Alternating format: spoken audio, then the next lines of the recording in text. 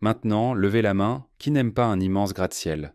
Je veux dire, il y a quelque chose de profondément satisfaisant dans un édifice énorme, n'est-ce pas? Et il y a tellement de beaux grands bâtiments brillants à travers le monde, et ils ont tous aussi des plateformes d'observation. Je sais, c'est fou. Alors accrochez-vous parce que nous allons vous donner un sacré vertige en grimpant jusqu'à des hauteurs impossibles, mais attention, vous allez devenir très très dizzy, au sommet des 20 plus hauts bâtiments du monde.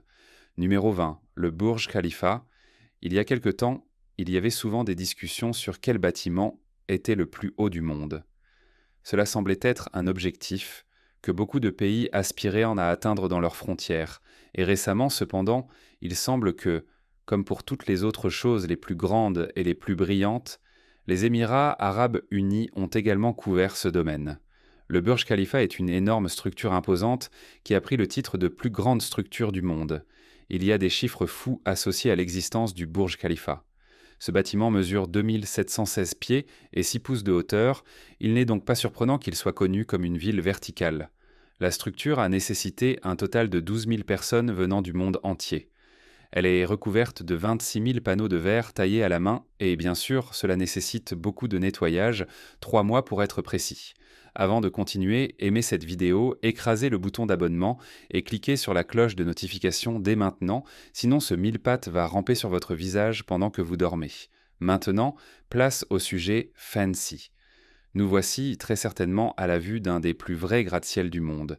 Il est absolument impossible que ce soit difficile d'obtenir l'autorisation de construire cette structure. Je veux dire, il respecterait certainement tous les codes, j'en suis sûr. En fait, ce bâtiment semble tellement réel que je ne comprends même pas pourquoi il n'a pas de nom et pourquoi la ville sur laquelle il est basé ne se vante pas de sa construction incroyable qui perfore les nuages. Mais qu'en pensez-vous? Où se trouve ce bâtiment et pourquoi ne savons-nous pas déjà tout à son sujet? Comme toujours, vous pouvez commenter ci-dessous avec le hashtag FancyTopic et me faire savoir votre avis concernant ce que je viens de vous montrer à l'écran. Numéro 19. Merdeka 118. Merdeka 118 est aussi parfois appelé, sans grande surprise, PNB 118. Il s'agit d'un projet ambitieux de gratte-ciel situé à Kuala Lumpur, en Malaisie, et cette tour imposante est nommée d'après le jour de l'indépendance du pays, Merdeka. C'est vue comme un symbole du progrès de la Malaisie et de sa vision à long terme pour l'avenir. Mesurant plus de 2000 pieds, elle devrait être l'un des plus hauts bâtiments du monde, et nous savons tous qu'avoir un très grand bâtiment est le sommet de la modernité. Le design de la tour est une fusion de l'architecture traditionnelle malaisienne et de l'esthétique contemporaine, intégrant des espaces verts et toutes ces caractéristiques durables tellement à la mode. Elle servira de développement mixte avec des résidences de luxe, des espaces commerciaux et des terrasses d'observation offrant une vue imprenable sur la ville. Merdeka 118 vise à être plus qu'une simple structure imposante. Elle représente une notion de croissance économique et de tourisme pour la Malaisie. Le projet est cité comme devant stimuler l'économie locale, créer des emplois et attirer des visiteurs du monde entier. Ce qui est, franchement, ce qu'on nous promet toujours lorsqu'un grand nom veut réaliser un projet massif. Alors, qui c'est? Numéro 18. La Shanghai Tower. La Shanghai Tower est située en plein cœur du district financier de Shanghai. Ce gratte-ciel massif mesure une hauteur plutôt impressionnante de plus de 2000 pieds, ce qui en fait l'un des plus hauts bâtiments du monde entier. C'est encore un autre exemple de la manière dont une ville essaie de prouver au monde à quel point elle est importante. Conçue par le cabinet d'architectes Gensler, la Shanghai Tower possède une forme torsadée inhabituelle qui non seulement a l'air plutôt cool, mais sert également un objectif fonctionnel. Le design en spirale de la tour permettrait d'améliorer la résistance au vent, l'efficacité énergétique et offre également toutes ces vues panoramiques importantes de la ville depuis ses plateformes d'observation. Toutes les caractéristiques essentielles, donc. Quoi qu'il en soit, ils affirment que le bâtiment inclut de nombreuses caractéristiques écologiques, comme des éoliennes, des systèmes de collecte des eaux de pluie et du verre à haute efficacité énergétique. Le bâtiment a obtenu plusieurs certifications de bâtiment vert, soulignant ainsi son design et sa construction responsables sur le plan environnemental. À l'intérieur de la tour, on trouve un mélange d'espaces commerciaux, de bureaux, de commerces et même un hôtel de luxe, car rien n'est plus durable qu'un hôtel de luxe. Il est aussi devenu un symbole de la vitalité économique et culturelle de Shanghai, attirant les entreprises, les touristes et les locaux. Ce qui était tout le but d'une telle entreprise, donc c'est chanceux alors. Numéro 17. Les tours de l'horloge. Nous voici en Arabie Saoudite, au tour de l'horloge, un bâtiment qui était autrefois connu sous le nom d'Abraj al-Bayt. Il fait partie du projet de dotation du roi Abdulaziz, dans lequel de grandes constructions à travers le pays sont censées compenser le manque de dotation ailleurs. Quoi qu'il en soit, les tours de l'horloge sont en réalité un très grand bâtiment, mesurant 1972 pieds d'eau de hauteur. Il contient tout un tas de choses dans sa vaste structure, allant d'un grand centre commercial de 5 étages à une mosquée et d'un hôtel 5 étoiles à un parking. Cet endroit a un peu de tout. Maintenant, comme son nom l'indique, le bâtiment est couronné d'une horloge à 4 faces, si grande qu'elle peut être vue à 16 miles de distance, ce qui en fait effectivement la plus haute horloge du monde. Quelle excitation! Numéro 16. Le Centre financier international Ping An. Le Centre financier international Ping An est souvent appelé Ping An IFC, probablement pour que ce ne soit pas trop difficile à dire, mais pour être honnête, ce n'est toujours pas facile à prononcer. C'est un grand gratte-ciel situé à Shenzhen, en Chine.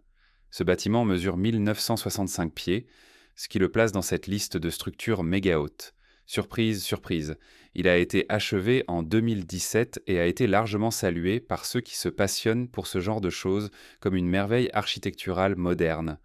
Conçu par le cabinet Kohn Peterson Fox Associates, le Ping An IFC se distingue par son design élégant caractérisé par sa forme effilée et sa façade en verre, abritant un mélange d'espaces de bureaux, d'hôtels de luxe et bien sûr de zones commerciales, accueillant, disent-ils, une large gamme d'entreprises et de visiteurs. Perché tout en haut se trouve le deck d'observation, offrant des vues panoramiques d'Arto de la ville et du delta de la rivière des Perles. Et devinez quoi? Eh bien, ce bâtiment est aussi apparemment totalement dédié à des préoccupations écologiques. Eh bien, il faut dire ces choses de nos jours, sinon personne ne vous laissera construire quoi que ce soit. Dans certains pays, il existe des directives strictes qui doivent être suivies pour respecter les normes d'efficacité énergétique. Mais à quel point cela fait réellement partie intégrante des bâtiments eux-mêmes reste une question d'opinion. Il est dit que le bâtiment a intégré toutes sortes de systèmes éco-énergétiques, y compris une isolation avancée et une technologie de CVC de pointe, ce qui lui a valu une certaine reconnaissance en tant que structure verte et éco-responsable. Numéro 15. La tour Lotte World. La tour Lotte World est une grande pièce d'architecture qui se dresse dans la ligne d'horizon de Séoul, en Corée du Sud. Avec ses 1823 pieds, elle est non seulement le plus grand bâtiment de Corée du Sud, mais aussi l'un des plus hauts du monde. Cette tour a été achevée en 2017 et est vue comme un symbole de l'esprit progressiste de Séoul et de son ambition de devenir une ville mondiale. Encore une fois, la structure a été conçue par Kohn Peterson Fox Associates. Ces gars-là sont responsables de beaucoup de ces grands bâtiments à travers le monde, et certains pourraient dire qu'ils se sentent peut-être un peu inférieurs dans d'autres domaines, avec tous ces immenses objets phalliques qu'ils sont obligés de placer dans toutes les grandes villes du monde. Mais ce seraient d'autres personnes qui diraient cela, et je ne suggérerais certainement jamais rien de tel.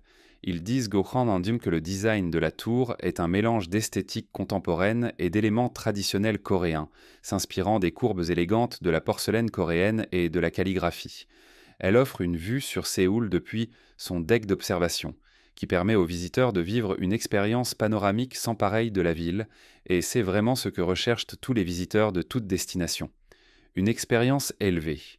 La tour sert de complexe multifonctionnel, abritant un hôtel de luxe bien sûr, et des résidences haut de gamme, des espaces de bureaux et un centre commercial. Et pourquoi ne pas y mettre un centre communautaire, une bibliothèque et une école? Je veux dire vraiment, si votre but est de promouvoir une société tournée vers l'avenir, pourquoi ne pas y inclure tout ce dont la société a réellement besoin dans ces structures symboliques? Parce que, après tout, c'est vraiment une question d'argent, je vois. Quel imbécile je fais. Ils aiment aussi se vanter d'avoir de nombreuses fonctionnalités de durabilité de pointe, telles que des systèmes de gestion de l'énergie efficaces et des techniques de conservation de l'eau à la fine pointe de la technologie. Mais bon, ils disent tant tout ça, n'est-ce pas? Numéro 14. One World Trade Center. One World Trade Center, ou la Freedom Tower, est un symbole de résilience, de force et de renaissance en plein cœur du bas Manhattan, à New York. Le projet a été achevé en 2013, remplaçant les tours jumelles du World Trade Center qui avaient été détruites lors des attentats du 11 septembre. Le bâtiment a été conçu par l'architecte David Childs, et même sa hauteur est symbolique pour des raisons américaines, culminant à 1776 pieds, en commémoration de l'année où la Déclaration d'indépendance des États-Unis a été signée. C'est le genre de choses que l'Amérique apprécie particulièrement, vous savez, trouver des références cachées dans les films, émissions et publicités. Son design est un mélange d'esthétique moderne et de sécurité, avec une façade en verre et une flèche qui émet un faisceau lumineux, visible à des kilomètres à la ronde. La tour est un centre de commerce et de culture, abritant divers bureaux, commerces ainsi que des terrasses d'observation. Le mémorial du 9 novembre, avec ses bassins réfléchissants et les noms des victimes inscrits, occupe le niveau du sol, créant un espace de mémoire. Et bien sûr, One World Trade Center possède également de nombreuses caractéristiques durables et éco-énergétiques qui en font un bâtiment respectueux de l'environnement. Son engagement envers la responsabilité environnementale reflète la volonté de New York d'orienter la ville vers un avenir plus durable, ce qui est particulièrement tendance. Mais au-delà de toute cette architecture et de cet aspect écologique, One World Trade Center est un puissant symbole d'espoir, de résilience et d'unité. Numéro 13. Gwangju, CTF Finance Center. Eh bien, c'est excitant à souhait, n'est-ce pas? Passons maintenant au Gwangju CTF Finance Center à Gwangju, en Chine. Ce gratte-ciel a été achevé en 2016, avec une hauteur de 1739 pieds, ce qui, comme vous pouvez le deviner, en fait l'un des bâtiments les plus hauts du monde.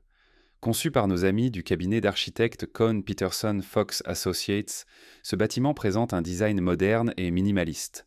Sa façade en verre reflète l'environnement autour, créant un effet visuel particulier, surtout lorsqu'il est illuminé la nuit.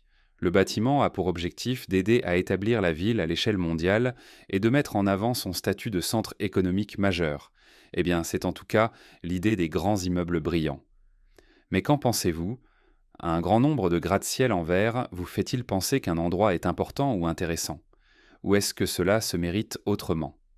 New York a un horizon urbain célèbre, mais est-ce vraiment ce que les gens aiment de cet endroit particulier ?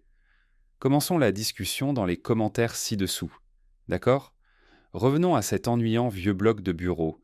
Il s'agit encore d'un projet à usage mixte. Il abrite des bureaux, un hôtel de luxe, des espaces commerciaux haut de gamme, mais spécifiquement un usage mixte pour les projets de grande envergure que nous avons déjà vus. Son observatoire offre une vue sur la rivière des Perles et la ville en dessous, et encore une fois, ces architectes ont pris soin d'inclure tout le jargon le plus moderne concernant la durabilité dans leurs documents sur le bâtiment. Donc c'est un soulagement. Je veux dire, où serions-nous si un vieux bâtiment de bureau en Chine avait oublié de s'engager en faveur de la responsabilité environnementale ? Numéro 12. Tianjin CTF Finance Center. Je ne sais pas pour vous, mais je suis absolument ravi que nous ayons encore un autre CTF Finance Center si peu de temps après le précédent. Je veux dire, les centres financiers sont sûrement mes types de bâtiments préférés dans le monde entier. J'ai même le livre I Spy Spotters des structures financières séquent pour prouver mon dévouement à la cause.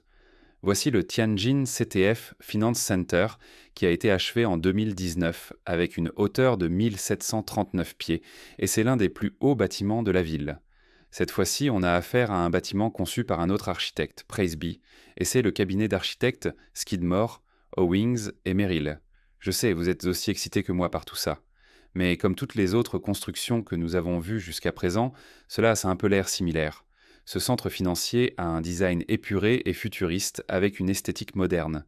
La façade du bâtiment combine des lignes verticales et des courbes douces, créant un effet visuel qui reflète la lumière changeante tout au long de la journée. Oh, c'est tellement brillant. Cela doit vraiment être très important. La tour abrite un hôtel de luxe, je sais, qu'il aurait imaginé, ainsi que des résidences haut de gamme et des bureaux premium. C'est donc un bâtiment super diversifié, je suis sûr. Elle dispose également d'un observatoire. Numéro 11, Chinazun. Ensuite, nous avons Chinazun ou la tour Cetic, un immense gratte-ciel qui domine l'horizon de Pékin, en Chine. Depuis 2018, c'est le bâtiment le plus haut de la ville et l'un des monuments les plus emblématiques. Il mesure 1732 pieds de hauteur et symbolise l'urbanisation rapide de Pékin et l'importance croissante de la ville sur l'aspect scène mondiale. Et pouvez-vous deviner qui l'a conçu ? Allez-y, essayez. C'est bien ça, c'est Cohn Peterson Fox Associates. Ainsi, toute l'Asie peut avoir cet aspect homogénéisé, glorieux, tout comme les États-Unis. Vive la modernisation, c'est vraiment la meilleure. Oh, et vous savez aussi qu'ils sont tous très engagés dans le discours environnemental à propos de ce bâtiment, et ne cessent point de parler de son ennuyeux système de collecte des eaux de pluie et de son éco-friendly blabla, hurrah pour le progrès. Shinazun a un design qui, selon eux, rend hommage à la culture et aux traditions chinoises. Sa forme distinctive rappelle un vaisseau à vin traditionnel chinois, ce qui fait référence à l'histoire du pays. Il propose également toutes les fonctions habituelles, avec des bureaux, des résidences de luxe et un hôtel 5 étoiles. Et bien sûr, il possède une terrasse d'observation incontournable. Je veux dire, sérieusement, combien d'observations avons-nous encore besoin de faire à ce stade? Numéro 10. Taipei 101. Taipei 101, anciennement connu sous le nom de Taipei World Financial Center, est un gratte-ciel achevé en 2004 qui a détenu le titre de plus grand bâtiment du monde jusqu'en 2010. Conçu par CY Lee et ses partenaires, Taipei 101 a un profil assez distinctif avec une série de retraites étagées et une apparence de pagode. Le numéro du bâtiment, 101, représente les 101 étages qu'il contient et il s'agit apparemment d'atteindre la perfection et la croissance. Ils affirment également que l'ensemble est aussi durable que possible, mais bon, le gratte-ciel abrite un grand centre commercial, des espaces de bureaux, divers lieux de restauration et de divertissement, et naturellement une terrasse d'observation. Mais au moins depuis celle-ci, vous pouvez voir des montagnes. Numéro 9. Shanghai World Financial Center. Le Shanghai World Financial Center, ou SWFC pour les intimes, est littéralement un symbole imposant du développement économique rapide de Shanghai et de son émergence en tant que centre financier mondial. Il mesure 1614 pieds de hauteur et est l'un des monuments les plus emblématiques de la ville. Il a, je vous jure, été conçu par Cohn Peterson Fox Associates. Je vous promets que je ne reçois aucune promotion de leur part. Ils ont conçu presque tous les édifices colossaux qui existent, et ils ne cherchent certainement pas à compenser quoi que ce soit. Honnêtement, ils vont bien, disent-ils. Probablement. Mais revenons au SWFC.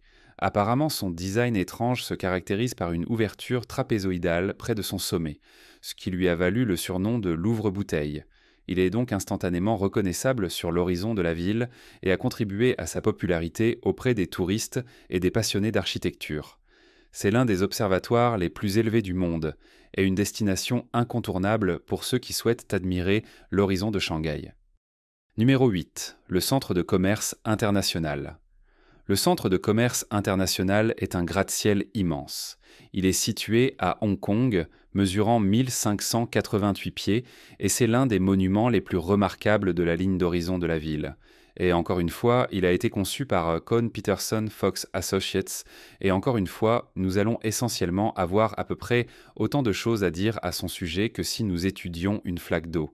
Il est aussi semblable que tous les autres gratte-ciels modernes, élégants et ennuyeux que nous avons examinés, contenant des bureaux ennuyeux, des appartements chics, un hôtel de luxe et un centre commercial. Cela pourrait-il être plus générique? Oh, et bien sûr, n'oublions pas l'indispensable terrasse d'observation. Numéro 7. Le centre Greenland de Wuhan. Le centre Greenland de Wuhan est un projet ambitieux de gratte-ciel situé à Wuhan, en Chine, une ville qui a connu une urbanisation rapide et une croissance économique, mais qui sera toujours surtout célèbre pour être le point zéro de l'événement qui ne doit pas être nommé. Vous savez lequel. Quoi qu'il en soit, le centre Greenland de Wuhan mesure 1562 pieds, mais à l'origine il devait mesurer 2087 pieds, ce qui en faisait une sorte de quantité impressionnante, mais il a été contraint de respecter les réglementations de l'espace aérien et a dû subir une refonte en cours de construction. Damnent ces avions ennuyeux et leurs besoins d'espace. Le bâtiment, comme tous les autres bâtiments ennuyeux, a été conçu pour abriter un mélange de fonctions, y compris des espaces de bureaux, des résidences haut de gamme, un hôtel de luxe, des terrasses d'observation offrant aux visiteurs des vues imprenables et le fleuve Yangtze. Le problème avec cet espace, c'est qu'en dépit d'idées ambitieuses et de plans élaborés, il a souffert de millions de contretemps et de retards pendant sa construction. Lorsqu'il a été complètement ouvert, on estimait que son coût avait atteint une somme ridiculement élevée de 4,5 milliards de dollars pour être achevé, ce qui en vaut sûrement la peine, je suis sûr. Numéro 6. La Central Park Tower. La Central Park Tower, au cœur de Manhattan, à New York, est un gratte-ciel exceptionnel et emblématique. Avec une hauteur de 1550 pieds, c'est le plus grand immeuble résidentiel du monde et le deuxième plus haut bâtiment de l'hémisphère occidental. Achevée en 2020, la tour est un symbole de l'évolution constante de la ligne d'horizon, de Manhattan et de son attrait durable en tant que centre mondial de la culture, du commerce et du luxe. Elle comprend de nombreux condominiums résidentiels haut de gamme, des espaces commerciaux et un magasin Nordstrom de 7 étages à sa base. Et bien sûr, ils ont tout fait pour s'assurer que cette cathédrale de la consommation soit aussi, inversement, une merveille écologique et durable, dernier cri. Ou bien sûr, ils ont ajouté une couche d'isolation supplémentaire et payé pour planter quelques arbres. Qui pourrait dire? Mais regardez comme elle est slébrilante. Numéro 5, le Lacta Center. C'est le gratte-ciel de 87 étages situé à Saint-Pétersbourg en Russie. C'est tout ce que vous attendez d'une construction contemporaine moderne et brillante. Mais avec le goût de la Russie pour le one-upmanship, le fait de surpasser les autres, c'est aussi le plus haut bâtiment de toute l'Europe, mais en réalité, il est seulement le 16e au monde. Il semble que les grandes constructions ne soient pas la caractéristique la plus marquante de la Russie, malgré tout son goût pour la posture et les vantardises excessives. Ce bâtiment a été achevé en 2018 et est ensuite devenu le siège de la multinationale énergétique russe peu de temps après, ainsi que tous les autres équipements habituels multi-usages comme des bureaux et même, presque incroyablement, des installations publiques. Le complexe sur lequel il se dresse abrite également de nombreux autres bâtiments et possède même un planétarium. Alors, pour être honnête, le bâtiment semble déjà beaucoup plus intéressant que ceux qui ne sont remplis que d'appartements chics et de centres commerciaux. Numéro 4. Landmark 80 Landmark 80 est un gratte-ciel situé à Ho Chi Minh Ville au Vietnam, achevé en 2018, et c'est le bâtiment le plus haut du Vietnam et de toute l'Asie du Sud-Est avec ses 1513 pieds. Il a été conçu par Atkins et présente un design moderne et innovant avec sa façade en verre distinctive et son profil élancé. Le bâtiment est le centre du développement du Van Halm Central Park à Ho Chi Minh Ville. Il est censé représenter l'évolution de la ville vers la modernité et ses aspirations à être reconnu sur la scène mondiale. Ainsi, dans cette optique, il a été créé pour offrir toutes les choses les plus fades et génériques que les autres endroits du monde ont à offrir. Vous savez, des résidences de luxe, des bureaux, des hôtels et des centres commerciaux. Quelle joie profonde!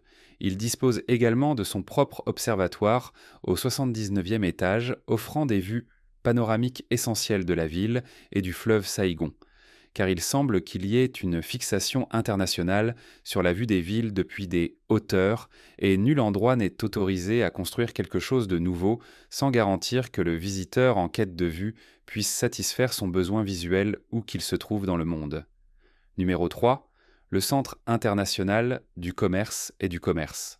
Le Centre international du commerce et du commerce est un gratte-ciel situé en Chine et c'est une structure très impressionnante achevée en 2015 avec un total de 98 étages pour une hauteur de 1503 pieds. Conçu par le célèbre cabinet d'architectes Moshi Safdie & Associates, il présente un design distinctif caractérisé par un groupe de tours de hauteur variées culminant en un sommet dramatique. Le design représente la confluence de deux rivières à proximité, soulignant l'importance géographique de la ville. Il est dit avoir été inspiré par les navires à voile qui étaient autrefois courants dans les eaux qui entourent dans la région. Bien que le bâtiment ne soit pas tout à fait terminé, sa fin est prévue pour 2023 et 2024. Il est prévu d'abriter des bureaux, des résidences, des espaces commerciaux et de divertissement, comme tous les autres bâtiments de cette liste. Et il prévoit en d'attirer des foules de gens et leur argent dans cette zone de la ville. Numéro 2. L'Exchange 106. En tant que 19e plus haut bâtiment du monde, l'Exchange 106 ou la Signature Tower n'était guère le plus grand que nous ayons vu, mais c'est en fait le deuxième plus haut de toute la Malaisie et le troisième plus haut de tous les bâtiments du monde en Asie du Sud-Est, donc vous savez qu'ils en sont plutôt fiers, car les grands bâtiments sont impressionnants et donnent de l'importance. Situé à Kuala Lumpur, en Malaisie, et point de repère majeur dans l'horizon, en constante évolution de la ville, cette structure a été conçue par le cabinet d'architectes Mulia Group. La tour fait partie d'un développement qui joue un rôle clé dans les plans pour façonner l'avenir de la ville en tant que district financier important. Ce gratte-ciel multifonctionnel abrite un mélange d'espaces de bureaux, de résidences moins de luxe, d'un hôtel de commerce haut de gamme et bien plus encore, et il est conçu pour offrir un hub pour les entreprises, les résidents et les visiteurs, en faisant un élément central du paysage urbain dynamique de la ville. Et il semble que cela ait pour but de le rendre aussi semblable à n'importe quel autre endroit dans le monde.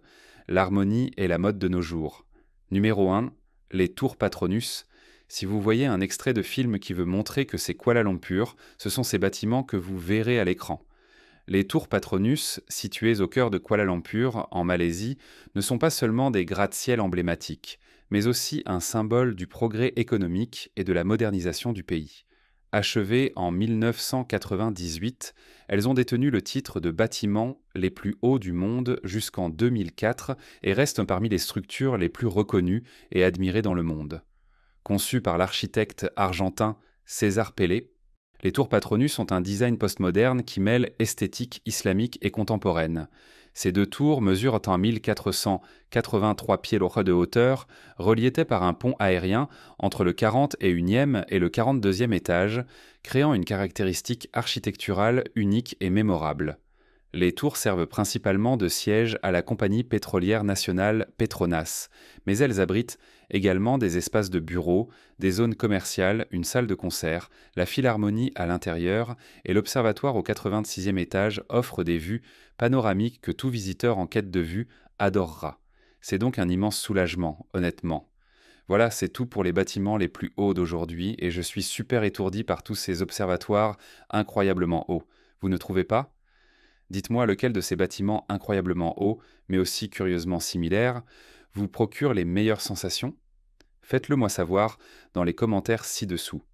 Assurez-vous de jeter un œil aux autres choses intéressantes qui apparaissent à l'écran et je vous verrai la prochaine fois.